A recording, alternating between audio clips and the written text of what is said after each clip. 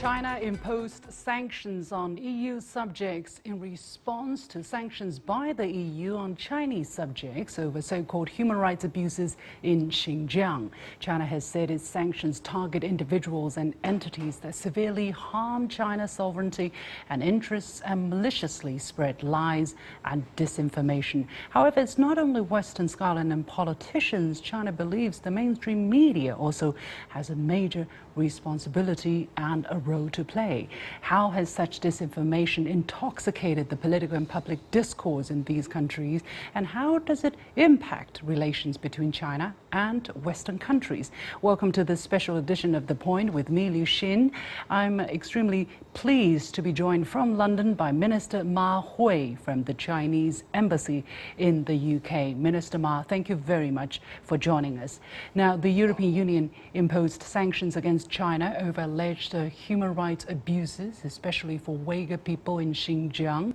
The Chinese Ministry of Foreign Affairs announced that this move, based on nothing but lies and disinformation, disregards and distorts facts, grossly interferes in China's internal affairs, flagrantly breaches international law and basic norms governing international relations, and severely undermines China-EU relations. China firmly opposes and strongly condemns this.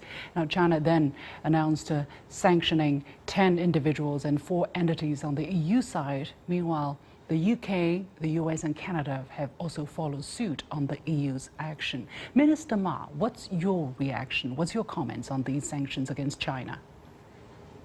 I think you have just now repeated the statement from the Ministry of Foreign Affairs of China. Obviously, the Chinese side is very disappointed, and we condemn the imposition of unilateral sanctions against Chinese officials and entities purely based on lies and fabrication on what's happening in Xinjiang. What's happening in Xinjiang are nothing to do with human rights, but counterterrorism and fighting separatism. So we are determined, and we have the will and the strength to safeguard the sovereignty, security, and development interests of China. We are not afraid of confrontation. We say we don't provoke confrontation, but if we are provoked, we are ready to defend our rights and fight back. So that's hence the Chinese side introduced countermeasures or restrictive measures against individuals or entities that have engaged in damaging relations between China and Europe, between China and the UK, and harming the interests of China. Well, what we are seeing, what I observe, for instance, it seems that these Western countries are putting their definition of human rights above sovereignty, while China has reiterated that these countries are interfering in China's internal affairs. How do you look at the differences here? I mean, the idea of sovereignty is enshrined in the UN Charter and also the Universal Declaration of Human Rights. The current international order is also based on the idea of nation-state as a product of the Westphalia Conference in 1648. Why do you think the West has abandoned this principle that they advocated in the first place? I think it is very natural for China and Western countries have differences on some issues, including perhaps the human rights, because our history, culture, and the systems are very different. To us, human rights, the fundamental human rights are the right to exist, the right to life, the right to clothing and shelter and food. So those are the basic human rights. And in the West, perhaps they put more emphasis on political rights or individual rights. In Chinese society or Asian societies, we must strike a balance between individual rights and collective rights or the interests of the community. So I think the fundamental problem is the Western nations are looking at China, viewing China from a purely Western prism, hence the misunderstanding and this misjudgment on what's happening in China. What about this issue of sovereignty, as I mentioned? It seems that China is, emphasizing the importance of sovereignty, whereas for many of these countries, they think sovereignty is important, but human rights, these values come above the idea of sovereignty. I think both are issues, of course, are important, both the human rights and sovereignty. No country can claim that human rights is the best. So every country needs to improve. But the correct solution, correct way of doing things is to exchange experiences and improve together. Sovereignty, of course, it is very important. And respecting sovereignty, territorial integrity, non-interference are the core principles of the UN Charter. So conducting national relations, we must respect each other's sovereignty and pursue a policy of non-interference in each other's internal affairs. These Western countries interfered into China's internal affairs by making lies and accusations on issues like Xinjiang, related to Xinjiang or Tibet or Hong Kong, because essentially these are the domestic issues of China, and that brook no interference from foreign forces. We know China and the EU have just wrapped up their negotiation concerning their comprehensive arrangement on investment, CAI, and now they're engaged this tit for tat against the, on the sanctions issue. So how will these sanctions impact bilateral economic and trade relations? How does that fit into these countries' policies toward China and vice versa? China, of course, intends to develop a mutually beneficial cooperative relations with EU and with other countries. So we want to build partnerships. However, some countries, including the EU, by imposing sanctions on China, which are based on nothing but lies and allegations, will certainly we say, poison the atmosphere of bilateral relations. You cannot, on the one hand, want to build partnerships or mutually beneficial relations, and on the other hand, you are insulting your partners or the other countries. As for how this will play out, let's wait and see. But of course, we should adopt a cool-headedness in handling these differences calmly, but resolutely. We will safeguard our interests resolutely. What China is doing is merely respond to unilateral, unwanted sanctions on China. In a recent video meeting with the BBC's head of news gathering, you refuted BBC's reporting on the pandemic and Xinjiang-related issues. You urged the BBC to take concrete actions to fulfill its responsibility, adhere to the professional ethics of journalism, take China's position seriously, and stop fabricating and spreading disinformation. These are very strong words. What do you mean, for instance, here by disinformation? Could you give us some specific examples? I think what you are referring to was my meeting with the BBC, I think before the Chinese New Year, on two of their reports. One is related to their report on the 1-year anniversary of the lockdown of Wuhan, and the other is related to Xinjiang. The second report accusing China of engaging in systematic rape or torture in the vocational training centers. For the first report, the journalist of the BBC adopted a hugely ideological bias against what China was doing in Wuhan. For instance, he said that China was turning a political disaster into a success story. Well, I challenged the BBC that Truly, what China has been doing in Wuhan, or for that matter in China, fighting the epidemic, is a success story. They also said that China is engaging in propaganda, after we successfully brought the epidemic in Wuhan under control. I say it is not propaganda. It is a reality that China was successful in fighting the epidemic. So the journalist was viewing the China's success in Wuhan from a perspective full of ideological bias against China. And the second report on what's happening in Xinjiang, it's pure fabrication. They interviewed a few so-called Uyghurs that fled China, but never listened to the stories of many of the Uyghurs working in China. Actually, when Xinjiang Uyghur Autonomous Region gave press conferences, several former women trainees at the education and the training centers came out saying their rights were fully protected. There is no such a thing of systematic rape in the vocational education and vocational trainings.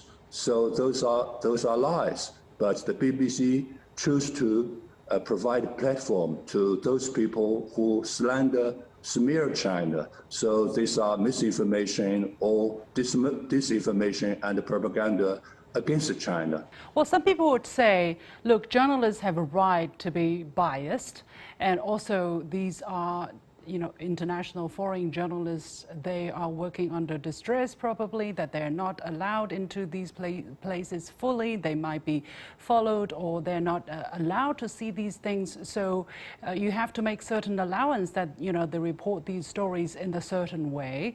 And some other people would say, in observing freedom of expression, you really can't tell these journalists what to say, what not to say. How would you react to that? True. I think the journalists can be critical of their own government or of foreign governments, but they also profess that objectivity or impartiality or accuracy are the life of journalists. Journalism is there to report the truth rather than to make up stories or fabricate stories. The thing is, there is a widespread use of selective reporting. For instance, they focus on the few so-called Uyghur exiles, but never report stories given by the Chinese Foreign Ministry or by the Xinjiang people. So it is a one-sided reporting, not balanced, not impartial reporting at all. The freedom of speech, the freedom of press, yes, but the freedom of speech or the freedom of press shouldn't be used to make up false stories. What do you think has been behind these stories? It seems that you were suggesting there is some kind of systematic or intention behind the facilitate or behind the producer of these reports to smear China. Why do you say it this way? I think there are several levels. One is that there is a massive ignorance of what's happening in China. Well, China is very different from a European country, a Western country. And the second point, the second level is that there is a bias. That bias is deep-rooted in the history, in the culture. We all know the so-called yellow narrative peril, that even when China was weak, disunited, they think China poses a threat to the Western civilization. And there is, of course, an ideological bent or ideological bias also, because China adopts a different political system. And those people think their own political system, their own social system is the best, it's the superior. And China should copy their own system. If China is not doing that, then China is bad, everything is bad, and they try every way to slander and smear China. So you think yes, there's so you think there's an effort, there's an active effort to do damage to China, on top of the massive ignorance and on top of the bias, which some people might not be aware of. You think there's an active smearing campaign and spreading disinformation that's pretty active and pretty strong, voluntary action. I think some of the media, the Western mainstream media, obviously are paranoid about what's happening in China. I think many tend to think there is a predominant thinking in the West that when China becomes more developed economically, and China will become westernized or in the fashion of the United States or European countries in terms of political development. Now that China has not westernized in the way that they wished, and in the meantime, China has made miracles in its economic, social development and in realizing long-term social stability. So they couldn't comprehend, they couldn't, get their head around. How so? Because China must feel according to their logic. So they try every way to find excuses and to smear and attack China. And maybe there is also an intention to hide some of their own problems, for instance, on fighting the COVID-19 or their internal divisions in their own countries, or racial discrimination, violence in some of their own countries. I've been talking to Minister Ma Hui from the Chinese Embassy in the UK. We'll be back right after this short break. Stay with us. What has been some concrete damage done to China and to bilateral ties?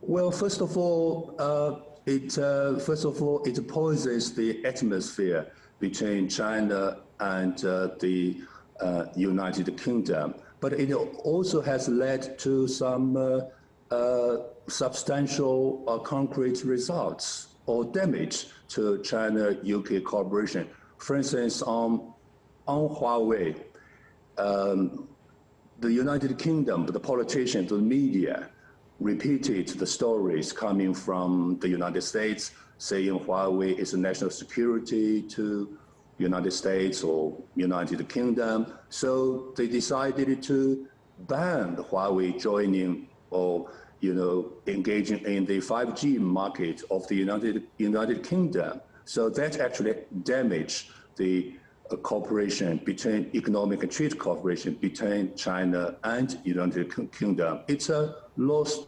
to both China and the UK.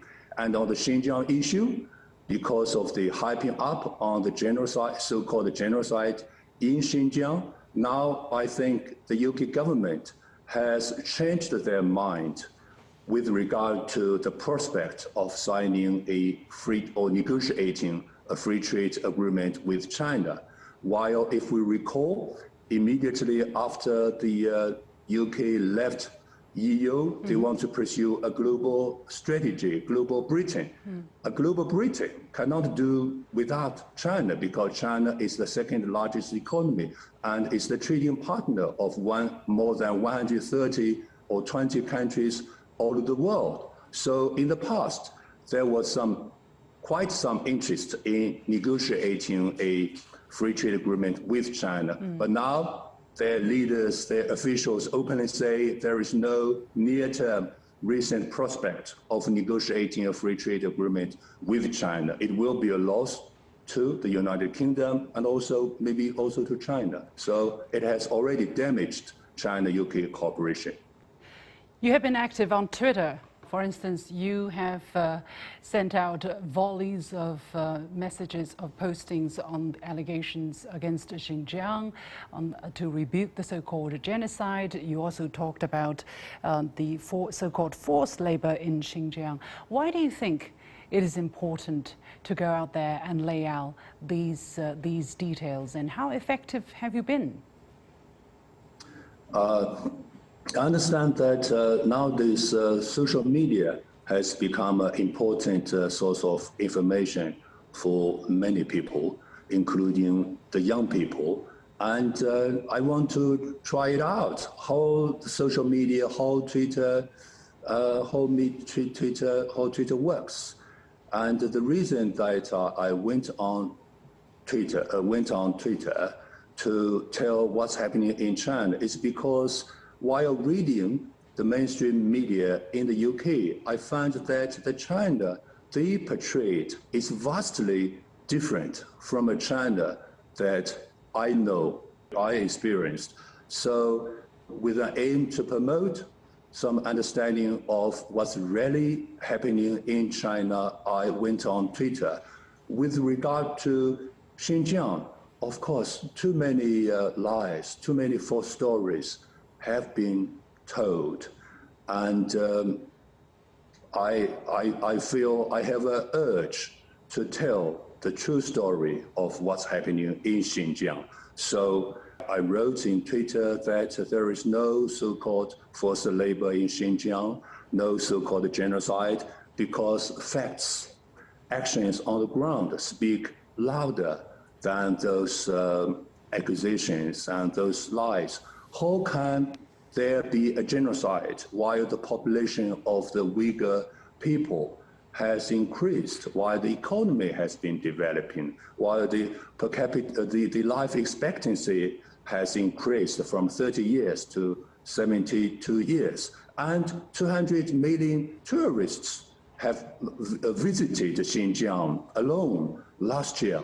How can genocide happen in such circumstances? So sometimes I feel a little bit disappointed that some of the politicians here are so gullible. They are easily duped into believing these lies. So I have a role, I have a responsibility to tell the real stories. As for how effective, it's difficult to say. Sometimes some of the tweets are viewed, say, 20,000 times or 30,000 times the views, or sometimes only several hundreds. So it certainly reached some people because I could read the posts, the reactions from some people on Twitter, but sometimes it's understanding of China's stance, criticizing the West, but sometimes also receive attacks and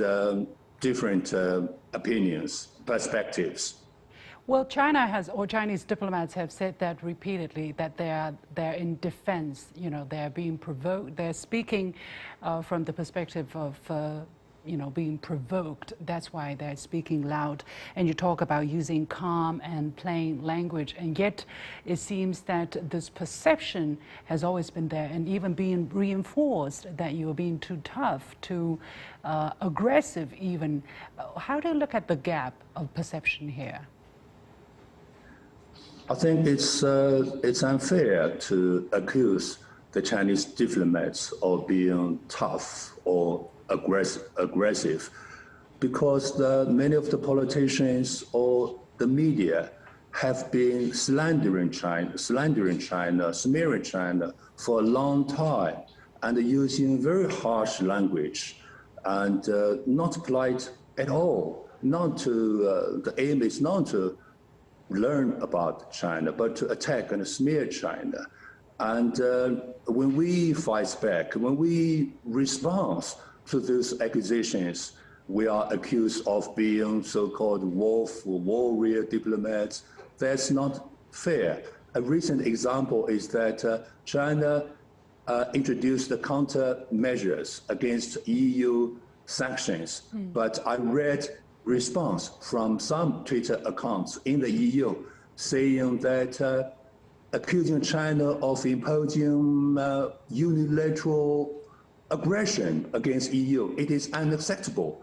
So they think it is all right for them to attack China, to lie about China. But if we point out it's a lie, then they say, how dare you accuse us of being lying? So it's not a mature way of dealing with the differences.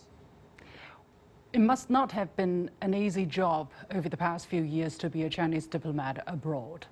I mean, given the kind of environment, right, in the media, especially about China, what does the experience feel like for you? Bittersweet, your daily routine and your challenges. Tell us a bit about it. Of course, it's not everything is negative and bad. We do encounter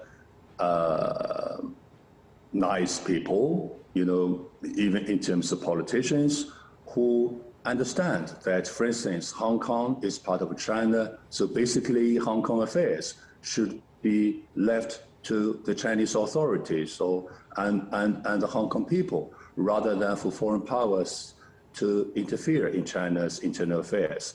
And when our ambassador give out interviews or press conferences, we do receive letters commending his efforts of telling the story, showing their support. By the way, of course, the UK offers a lot of things to enjoy. Their museums, their parks, all very, very good. And of course, their National Health Service, they provide care. So it's a complicated, it's a comprehensive experience working in the UK, and sometimes it's tough, but we do have friends here. The UK published its foreign policy review on March the 16th. British Prime Minister Boris Johnson said there is no question that China will pose a great challenge to an open society such as ours. The review describes how we will bolster our alliances, strengthen our capabilities, find new ways of reaching solutions, and relearn the art of competing against states with opposing values. So hardly a rosy picture we can imagine. What do you look forward to in the next 5 years in terms of bilateral ties? First, let me point out that there are some pretty positive stuff coming from the integrated review. The United Kingdom says that they want to work with China in tackling climate change. And also they want to forge a more stronger, positive economic and trade relationship with China. That is all welcome. But in the meantime, saying that China poses a threat to the so-called open society of the United Kingdom is not correct, because China obviously have a different model, different political system. But as we say, every country has a right to choose their own political model or their own development path. And China is not interested in exporting our model, or even less imposing our way of life or model onto others. While among some US or UK politicians, they think they want the whole world perhaps to copy their own model. If other countries are not copying their model, then it is authoritarian. It's not a correct word to describe other political systems. And it is a kind of, we call, condescending spirit of lecturing, thinking they are the best. Others must learn from them. If their system is the best, what's happening in the United States, the breach of the capital and the division among the people, the veto, so-called veto politics, vetocracy, has become a hallmark of the United States politics. Maybe these open societies need to think whether they are truly open or not. It's been a pleasure to have Mr. Ma Hui from the Chinese Embassy in the United Kingdom with me. And with that, we come to the end of this edition of The Point with me, Li Xin. As always, you can follow me on Facebook and Twitter using Li Xin in Beijing. Thanks for watching. You've got The Point.